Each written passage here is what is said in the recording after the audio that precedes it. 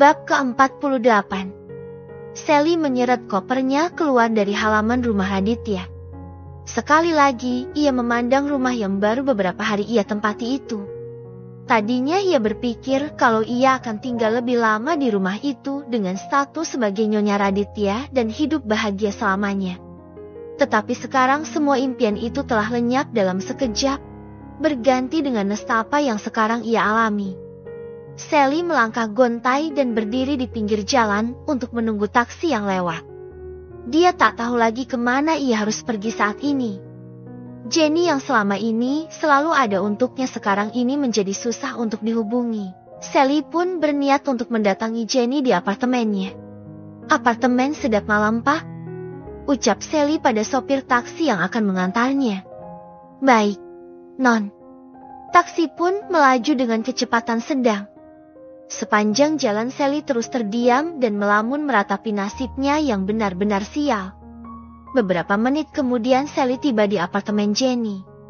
Sally langsung menaiki lift menuju apartemen milik Jenny. Ting nong. Sally memencet bel yang ada di pintu. Tak ada jawaban. Apartemen Jenny sangat sepi. Wajah Sally mulai resah. Sekali lagi ia memencet bel dan berharap Jenny ada di dalam.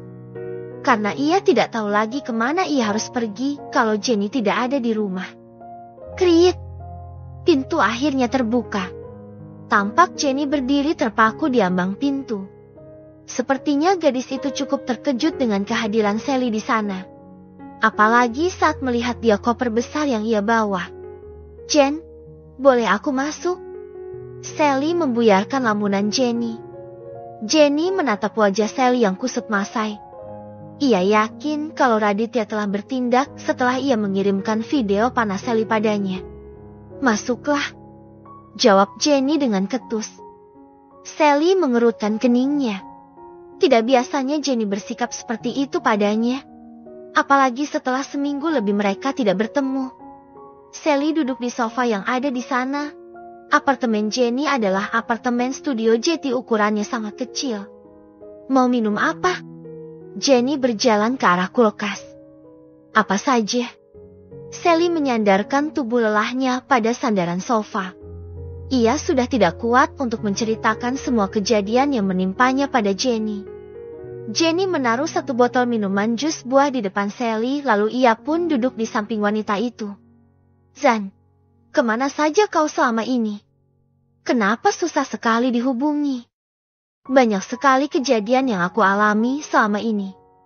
Sally mulai terisak dan memeluk tubuh sahabatnya itu. Jenny hanya terdiam saat Sally memeluknya. Ia hanya mendengarkan semua keluh kesah perempuan itu. "Aku diusir oleh Raditya. Dia sudah tahu kalau aku berselingkuh dengan Doni. Dan aku juga keguguran, Zan." Sally mempererat pelukannya pada tubuh Jenny. Ia terisak dan menangis terseduh hingga tubuhnya terguncang. Jenny masih terdiam dan hanya mendengar semua cerita Sally. Hati kecilnya merasa kasihan pada Sally. Tetapi saat ia teringat kembali pengkhianatan Sally dengan Doni, kemarahannya pun kembali muncul. "Sekarang aku harus bagaimana, Zan? Aku tidak mau bercerai dengan Raditya," ucap Sally di tengah tangisnya.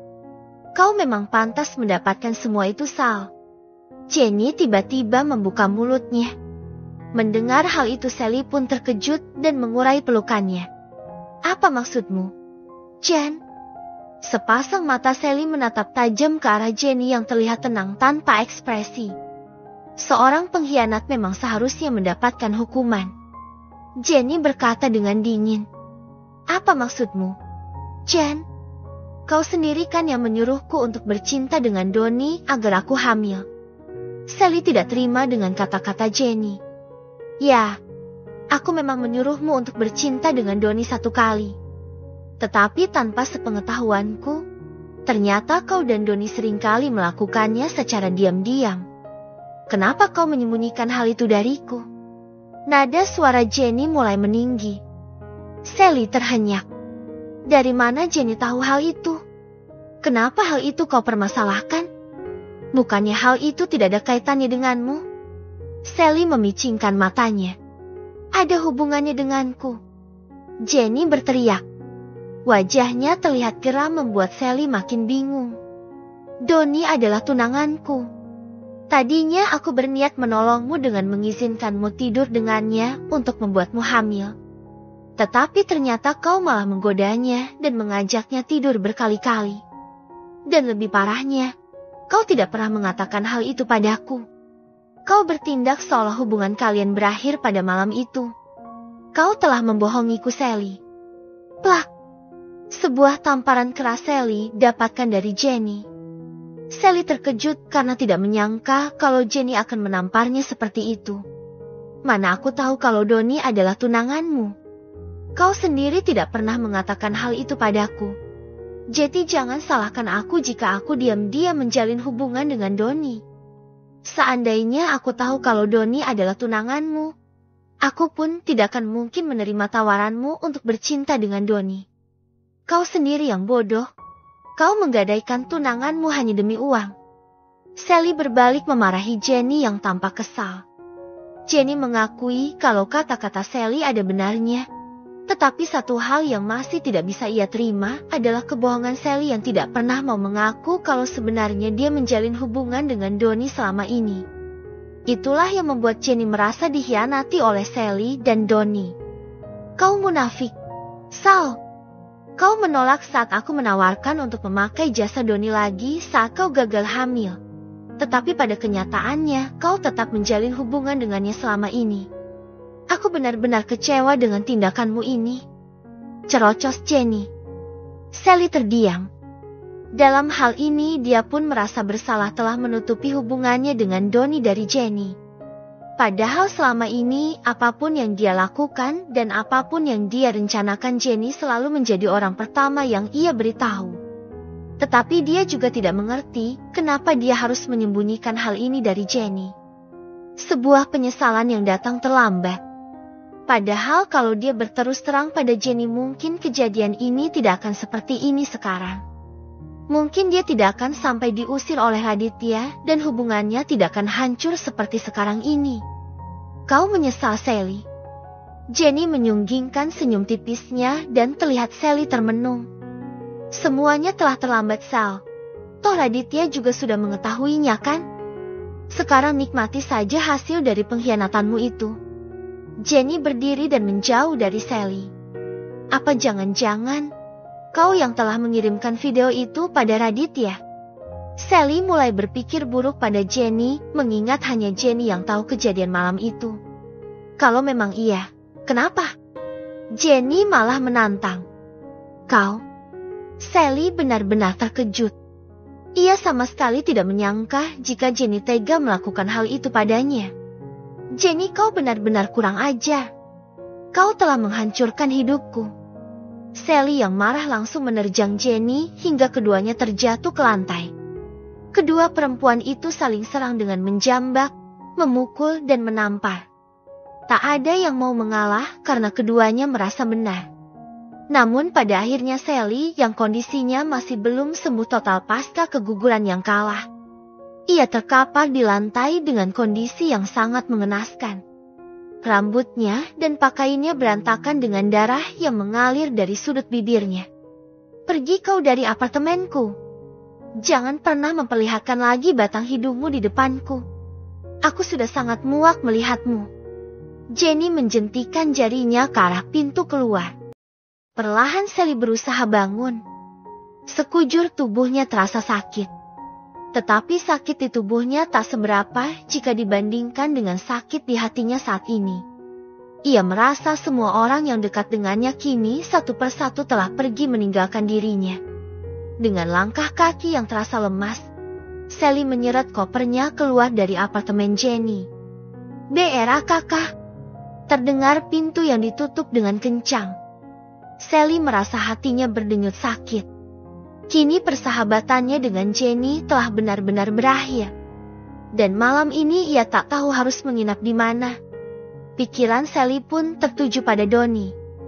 Tetapi apakah pria itu masih mau bertemu dengannya saat ini? Sally pun mengambil ponselnya dan segera menghubungi Donnie. "Kenapa, Sal?" tanya Donnie di telepon.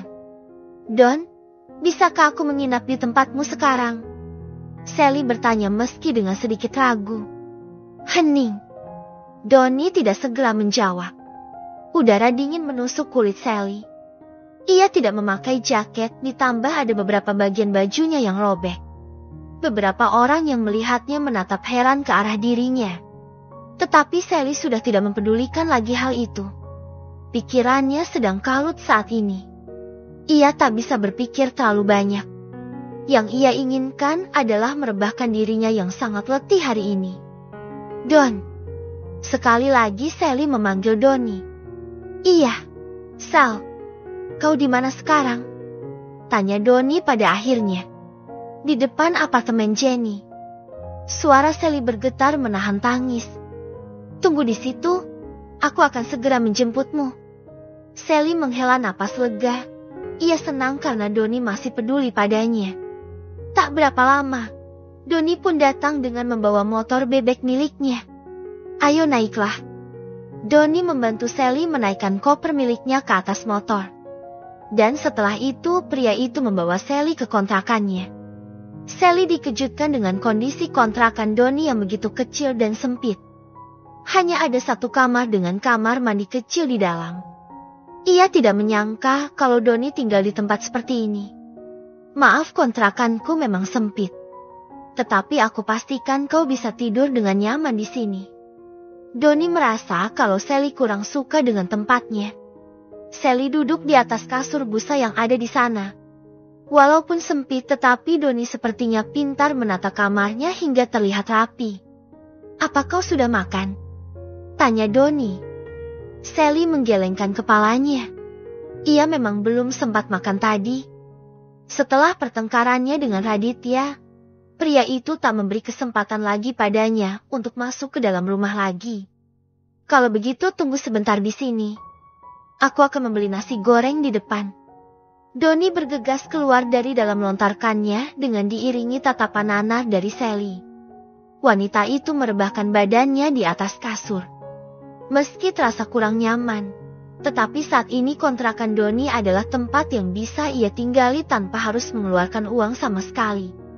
Pikiran Sally melayang pada kehidupan mewah yang ia jalani selama beberapa tahun terakhir ini. Ia tidak rela jika harus kehilangan semuanya. Ia tidak rela jika harus kehilangan Raditya. Begitu besar rasa dendam yang ia miliki terutama pada Kamala yang ia anggap sebagai biang kerok dari semua kesialan yang ia alami. Ia iri dengan kebahagiaan yang kini Kamala dapatkan setelah ia merebut Raditya darinya. Padahal tadinya ia berharap kalau Kamala akan hidup menderita. Aku akan membuatnya kembali padaku lagi Raditya. Dan kau Kamala, aku tidak akan membuat hidupmu bahagia. Kau harus merasakan apa yang aku alami saat ini. Atau kau akan mati di tanganku. Bersambung.